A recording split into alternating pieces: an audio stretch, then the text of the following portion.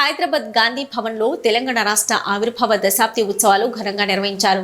దశాబ్ది ఉత్సవాలలో పాల్గొన్న ఏఐసీసీ ఇన్ఛార్జి దీపాదాస్ మున్షి, ఉప ముఖ్యమంత్రి Bhatti Vikramarka, TPCC working president Mahesh Kumar Goud, మంత్రులు పొన్నం ప్రభాకర్, సీతక్క, తుమ్మల నాగేశ్వరరావు, జూపల్లి కృష్ణారావు, రాజ్యసభ సభ్యులు అనిల్ యాదవ్, ఆది శ్రీనివాస్, రోహిత్ చౌదరి, మాజీ ఎంపీ వి హనుమంతరావు, గీతారెడ్డి అనంతరం జాతీయ జెండా ఎగరవేసిన వర్కింగ్ ప్రెసిడెంట్లు మహేష్ కుమార్ గౌడ్, అలాగే గన్ పార్క్ వద్ద అమరవీరుల స్తూపానికి నివాళులర్పించిన మంత్రి పొన్నం ప్రభాకర్, అలాగే మంత్రి పొన్నం ప్రభాకర్ నివాసంలో తెలంగాణ ఉద్యమకారుల మాజీ ఎంపీల ఆత్మీయ సమావేశం నిర్వహించారు.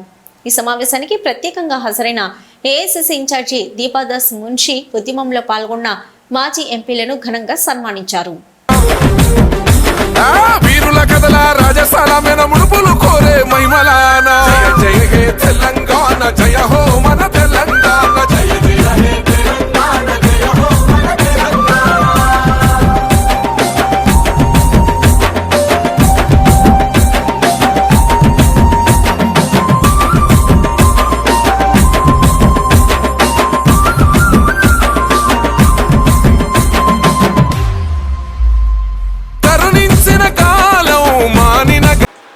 తెలంగాణ ఆవిర్భావం జరిగి 10 సంవత్సరాలు పూర్తి చేసుకొని 11వ సంవత్సరంలో అడుగుపెట్టిన ఈ శుభ సందర్భంలో తెలంగాణ ఉద్యమకారులందరికీ నా వందనాలు తెలియజేస్తూ ఉన్నాను.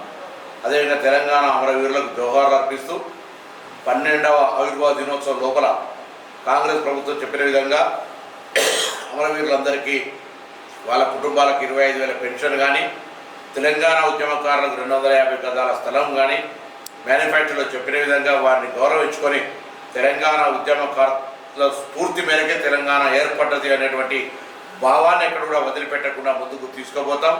తెలంగాణ ఉద్యమము, తెలంగాణ ఆకాంక్ష ఆత్మ గౌరవంకు సంబంధించినటువంటి ఎజెండా.